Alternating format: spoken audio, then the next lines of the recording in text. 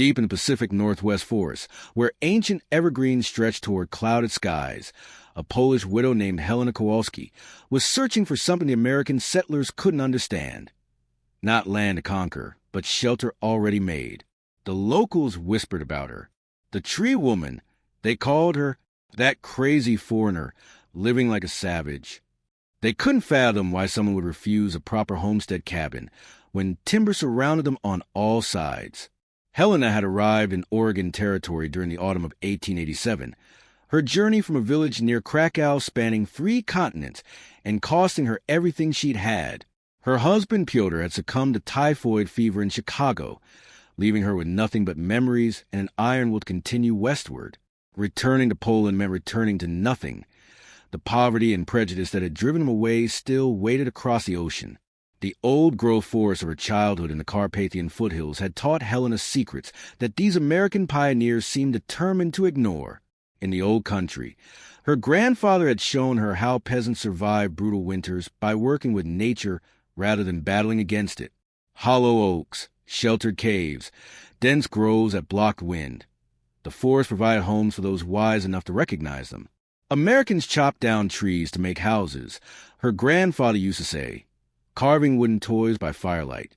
We Poles find the houses trees have already built. Helena hadn't fully grasped his wisdom until that gray morning in March when she stumbled upon the fallen redwood. She'd been hiking the steep terrain above her temporary camp, searching for a homestead location that wouldn't demand equipment she couldn't afford. The valley farms required sawmills, draft animals, and crews of workers to handle timber weighing multiple tons. A widow alone couldn't compete. She needed something different, something that required intelligence rather than brute strength. The redwood lay in a natural meadow it had created decades earlier when it toppled. The massive trunk stretched across the forest floor like a beach ship, 15 feet in diameter at the base.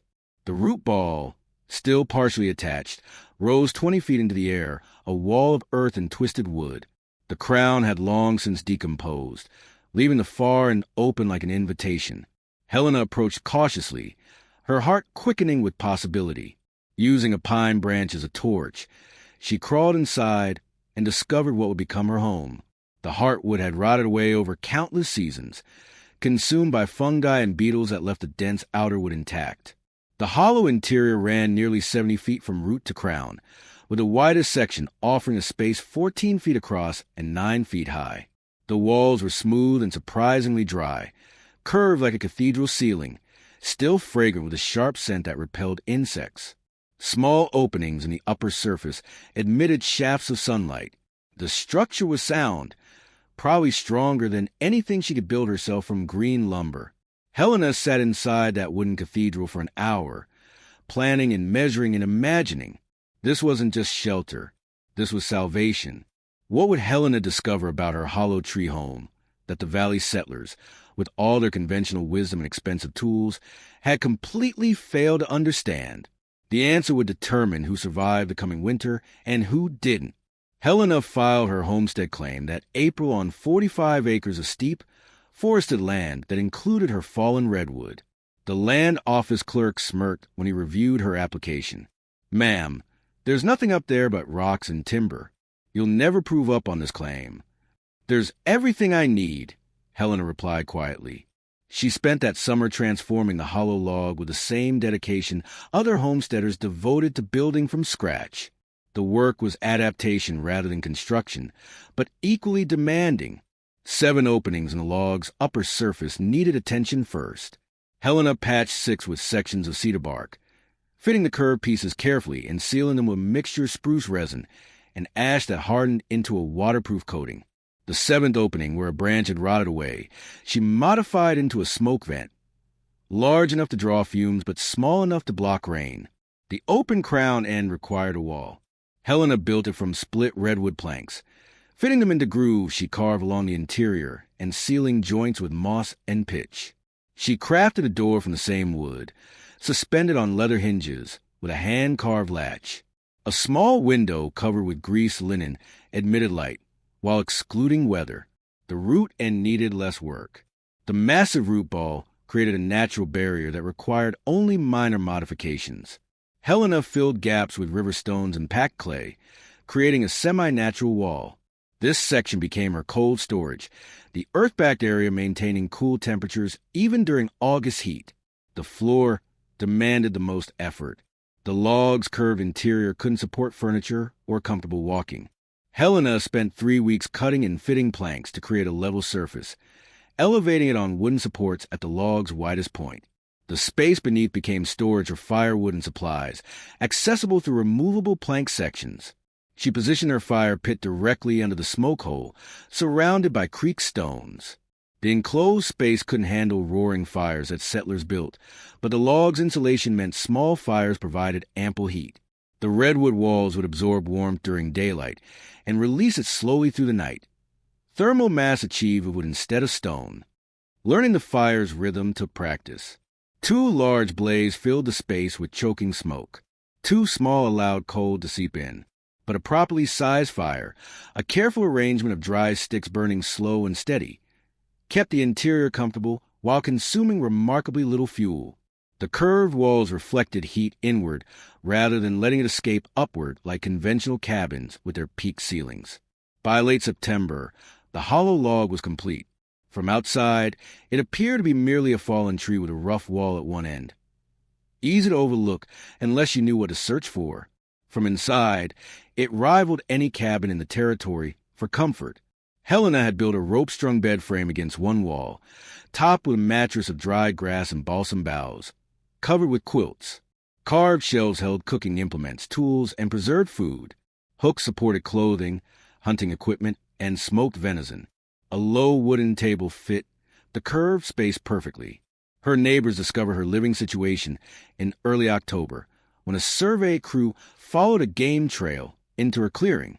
The crew chief, a Swede named Anderson who'd been surveying the Northwest for 12 years, stood at her entrance with an expression mixing disbelief and curiosity. "You're living inside a log?" "I'm living inside a home the forest built," Helena corrected. "There's a difference." Anderson ducked through the doorway and examined the space. The warm fire, the organized shelves, the neat bed, the swept floor covered with woven rush mats. His expression shifted from amusement to respect. "I've surveyed hundreds of homesteads, some built by wealthy men with professional help. This rivals the best of them." "The tree did most of the work," Helena said. "I simply finished what nature started." Word spread quickly about the Polish widow living in a hollow log. Most settlers shook their heads, certain she'd regret her choice when winter arrived with its legendary Pacific Northwest rains. But Helena had prepared for something they hadn't even considered, and it would prove the difference between comfort and catastrophe. News of the tree-dwelling widow spread through the valley like wildfire. Curious settlers came to witness Helena's unusual home, most leaving convinced she made a terrible mistake. "You'll freeze," warned Mrs. Paulson, a minister's wife from a valley settlement. "You'll drown in that damp log. You'll catch pneumonia living like some kind of animal." Helena smiled and thanked her for concern, then continued preparing for winter. She stacked 5 cords of seasoned wood in the curved space beneath her floor, redwood and fir that would burn clean and long. She preserved salmon, venison, and wild berries, storing them in the cool root end section, where temperature stayed constant regardless of outside conditions. She stuffed dried moss into every tiny gap that might admit drafts. She verified her smoke hole drew properly, her door sealed tightly, her window covering blocked wind, while admitting light. Then she waited for winter to prove her wisdom. The first major storm arrived in mid-November. 3 days of horizontal rain driven by winds that stripped branches from trees and turned creeks into raging torrents. Helena's log home proved completely impervious. The curved redwood walls shed water like oiled canvas. The carefully sealed openings held firm. The interior remained dry, while water flowed around the log's exterior like a river around a boulder. Wind that howled through the forest couldn't find purchase on the smooth bark-covered surface, and potential drafts were blocked by the sealed door and earth-backed root wall. Her valley neighbors fared worse. 3 cabins lost portions of roofing to wind that caught poorly secured shakes and peeled them away. The Peterson family's entire home flooded when the creek they'd built beside overflowed its banks. Livestock shelters, hastily constructed before season's turn, collapsed under the relentless assault of wind and water. The temperature differential became apparent during December's cold snap. Helena's log, with its 4-foot-thick walls of dense redwood, maintained interior temperatures in the mid-50s, even when outside air dropped to the low 20s. The small fire she burned heated the enclosed space efficiently, warmth absorbed by wooden walls and radiated back through darkness. She slept comfortably under her quilts while neighbors piled on clothing and stoked roaring fires, yet still woke shivering in cabins that leaked heat through every crack. By January, the pattern was undeniable. The Tree Woman's strange home was outperforming every cabin in the valley. The Larson family, who'd built their home from green lumber that shrank as it dried, spent winter fighting drafts that no amount of chinking could stop. Their fireplace consumed 9 cords of wood by February, and they were cutting into reserves meant for the following year. The Crawford cabin, positioned in a low spot that seemed sheltered in summer, collected cold air like water in a basin. Interior temperatures rarely climbed above 40 degrees despite constant firing, and their children battled persistent coughs that wouldn't clear. The bachelor homesteader Thompson had built quickly and cheaply, and his cabin showed it. The roof leaked in multiple places, walls admitted visible daylight through gaps, and by Christmas he'd abandoned the structure entirely to winter with the Williams family, adding to their consumption and cramped misery. But the real test was yet to come. The storm that descended on the Pacific Northwest during mid-February 1889 would be remembered for generations as the worst in territorial history. It began as rain, shifted to snow, then turned to ice as temperatures plummeted while precipitation continued falling. The combination created conditions that destroyed structures throughout the region: snow loads that collapsed roofs, ice that shattered limbs, wind that found every weakness and exploited it mercilessly. For 5 days, the storm raged without pause. Visibility dropped to nothing. Travel became impossible. Families huddled in their homes and prayed while weather tried to tear everything apart. For cabins in the valley lost roofs entirely, the weight of ice and snow exceeding what frames could bear. 3 more suffered partial collapses, making them uninhabitable. The Peterson family fled their flooded cabin for their barn, which offered at least minimal protection. The Williams chimney cracked from constant firing stress, filling their home with smoke until they couldn't breathe and had to spend hours in killing cold making repairs. Helena's log didn't even notice the storm, but what she witnessed from inside her peaceful sanctuary would forever change how the valley's settlers viewed her and themselves. The revelation was about to arrive with the dawn. The storm that had destroyed Helena's home instead demonstrated its superiority in ways that humbled every settler who had mocked her choice. The curved surface of the redwood trunk shed snow before it could accumulate, the natural geometry preventing the buildup that collapsed flat roofs. Ice that formed on every other surface couldn't grip the smooth bark, sliding off as soon as it gained any thickness. Wind that howled through the forest flowed around the log like water around a river stone, finding no edges to catch, no gaps to exploit, no weakness to attack. Inside, Helena lived through the storm in actual comfort. Her fire burned small and steady. Interior temperature stayed in the 50s. Her food supply remained secure in the cool root cellar. She slept, cooked, and worked on mending clothes and carving spoons. The storm was an inconvenience rather than a crisis, whether to be waited out rather than survived. When skies finally cleared on the 6th day, Helena emerged to find a valley transformed by destruction. She spent the next 10 days helping neighbors, digging out buried supplies, sharing food with families whose stores were damaged, providing temporary shelter in her log for Crawford children while their parents repaired their barn enough to be habitable. Anderson, the survey chief, came to her clearing on the 4th day after the storm, trudging through snow that still lay 4 feet deep in sheltered areas. "I've been surveying these mountains for 12 years, he said, standing at her entrance while steam rose from the coffee she'd handed him. "I've never seen a storm like that, and I've never seen a structure come through it so well." "The tree understood what it was doing when it grew," Helena said. "I simply had the sense to let it shelter me. My office building lost most of its roof. My equipment storage collapsed entirely. I've got men with frostbite and a season's worth of damage to repair before we can resume work." He sipped his coffee and looked around at the snug interior, the fire burning cheerfully, supplies neatly organized, the space warm and dry and entirely undamaged. I want to learn what you know about building with the forest instead of against it. Helena considered the request carefully. She'd spent her life being dismissed by men who assumed they knew better. In Poland, in New York, in the camps and settlements she'd passed through heading west. But Anderson wasn't dismissing her. He was asking to learn. The old ways require patience, she said. They demand looking before building, finding what the forest has already created before you start cutting and hammering. I have patience, Anderson said. And I have a crew who just spent 5 days thinking they'd die in buildings they constructed with their own hands. They'll listen now. They didn't before, but they will now. That spring, Helena guided Anderson's crew to 4 more hollow logs suitable for shelter, smaller than hers, but usable for equipment storage and emergency refuge. She showed them how to identify natural windbreaks, how to position structures to work with drainage rather than against it, how to use the forest's existing architecture instead of replacing it entirely. She taught them to read the forest the way her grandfather had taught her, to see not just trees for cutting, but patterns for understanding, where water flowed during storms, where wind channeled between ridges, where snow accumulated and where it blew clear, where sun reached in winter and where shadow persisted all day. These patterns, invisible to those who didn't know how to look, determined whether a building site would be comfortable or miserable, whether a structure would stand for decades or collapse in the first serious storm. The Valley women came too, their skepticism transformed into curiosity by a winter that had humbled everyone except the strange Polish widow in her hollow log.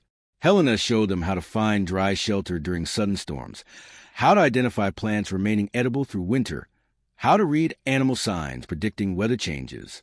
The old knowledge passed down through generations of Carpathian peasants found new students in the Pacific Northwest foothills. Not everything Helena taught could be applied to commercial operations. The old ways required patience that profit margins didn't allow. But the principles she shared would ripple through the valley for generations, changing not just how people built, but how they thought about the land itself. And Helena's own story was far from over. Helena lived in her hollow log for 25 years, until her death in the spring of 1912 at the age of 67. The log outlasted her, still sound and dry when her niece arrived from Poland to settle her estate. The niece, Anna, found the home exactly as Helena had maintained it. Neat, warm, organized, smelling of redwood and with smoke and the medicinal herbs Helena had hung from the curved ceiling. Anna tried living in a log herself for 1 season before deciding she preferred conventional house, but she kept the structure maintained, using it for storage and emergency shelter, and as a reminder the ant who had found a home inside a fallen tree, and made it more comfortable than anything the valley's best builders could construct. The impact of Helena's wisdom extended far beyond her own survival. By 1895, 3 families in the valley had adapted her techniques for building with natural formations rather than against them. A logger named O'Brien had positioned his new cabin against a massive boulder, using the stone as one wall and gaining thermal mass that kept the interior comfortable year-round. The Thompson brothers, who'd watched their first cabin collapse in the Great Storm, rebuilt using Helena's principles about drainage and wind patterns, creating a homestead that stood solid for 50 years. Helena's approach to reading the land influenced the valley's development in unexpected ways. When the settlement needed to build a community hall in 1897, they consulted her about the location. She guided them to a natural bench and hillside, slightly elevated, protected from prevailing winds by the ridge behind it, positioned to catch winter sun while remaining shaded during summer heat. The building they constructed there became known as the coolest public building in summer and the warmest in winter, requiring half the heating fuel of comparable structures. She never became wealthy. She never became famous beyond the valley. But she became respected in a way that mattered more than either, as someone who understood something essential that others had missed. The valley children loved visiting her, fascinated by the woman who lived inside a tree. She taught them to identify a bird by their calls, to find their way using sun and stars, to understand weather by watching clouds and wind. Many of those children grew into adults who passed their knowledge to their own children, creating a lineage of forest wisdom that persisted long after Helena herself was gone. In her final years, Helena mentored a young teacher named Sarah Mitchell, who had come west from Boston and struggled to understand the forest landscape so different from New England's woodlands. Sarah documented many of Helena's teachings in journals that eventually found their way into the Territorial Library, preserving knowledge that might otherwise have been lost. Helena died peacefully in her sleep during an April rainstorm. The sound of water drumming on the logs exterior the last thing she heard. They found her in the morning, lying in her bed with a smile on her face, as if she'd finally gone home to the Carpathian forest of her childhood. The hollow log finally surrendered to decay in the 1960s, more than a century after it first fell. But the clearing where it lay remains visible, a gap in the forest where something significant once rested. And the old-timers in the valley, those whose grandparents knew Helena personally, still tell stories about the Polish widow who lived inside a tree and survived the storm that destroyed everything else. Some lessons take generations to learn. Some people never learn them at all. But the forest remembers. The forest always remembers. And the woman who listened to her grandfather, who looked before she built, who found a house that nature had already made, she stayed warm and comfortable for 25 years while teaching others that wisdom comes not from conquering nature, but from understanding it. The tree did most of the work. People still say when they tell her story, she just had the wisdom to let it. And perhaps that's the greatest lesson of all, that sometimes the strongest thing we can build is not a structure at all, but a relationship with the world that's already there, waiting for us to notice. Helena Kowalski's story reminds us that innovation doesn't always mean building something new. Sometimes it means recognizing what nature has already built and having the wisdom to adapt rather than conquer.